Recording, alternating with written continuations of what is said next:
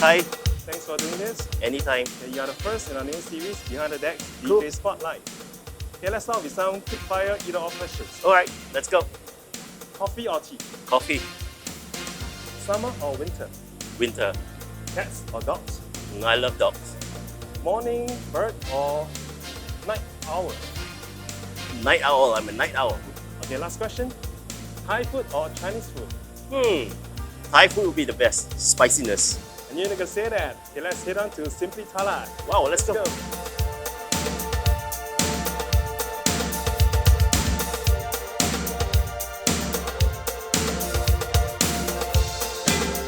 Hi again, Kenneth. Hi. First question for you. What inspired you to become a DJ and how do you get started in the industry? I was inspired basically by music, and when I was young, my dad used to dabble with a lot of hi-fi system and all. We always had music in the house, always playing old vinyls and all. So that got me interested in music. And then after which, I saw DJs, DJing in the industry, in home parties and all. And I said, hey, why not? It looks fun, it looks interesting. And since I have a passion for music, I decided to go into it. And so as a retro DJ, what are some of the challenges you face today? Basically, getting the vinyls, number one. And these days, it's not like 20 or 30 years ago in the 80s where you can play almost every 80s song. We only can play selective, really popular ones that works on the dance floor. So I find this a big challenge for us.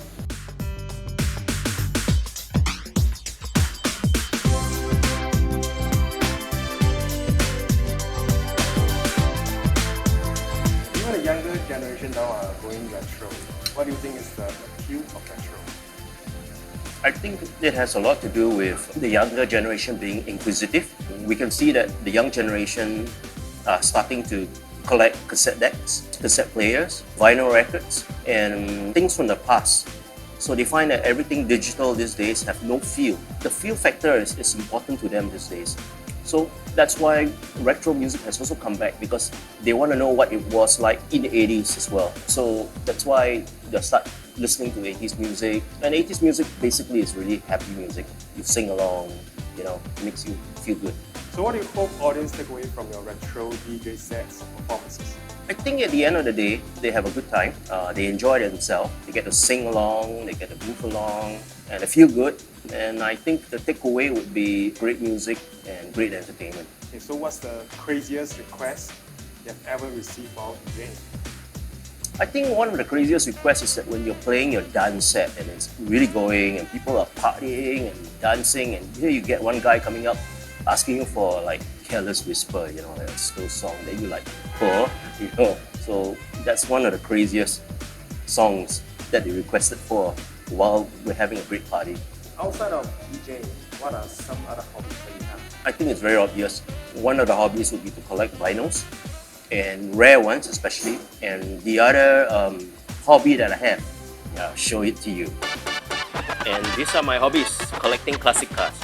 Wow, why classic cars? Basically, classic cars bring you back in time. They're a joy to drive.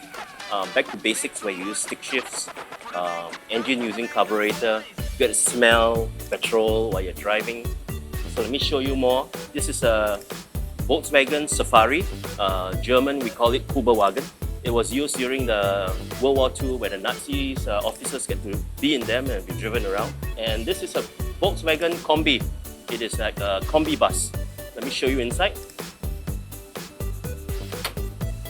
So a Kombi, you can fetch about 8 people inside. It's a mini bus. And you can see everything's very classic.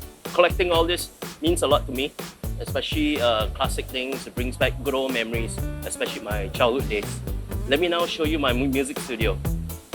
Hi, this is where all the music happens. Come on, follow me.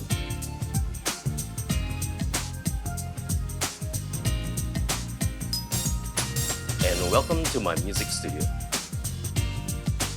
This is where my equipment are, turntables and mixers, my red headphones, red is my favorite color, and then I have Autophone red stylus as well.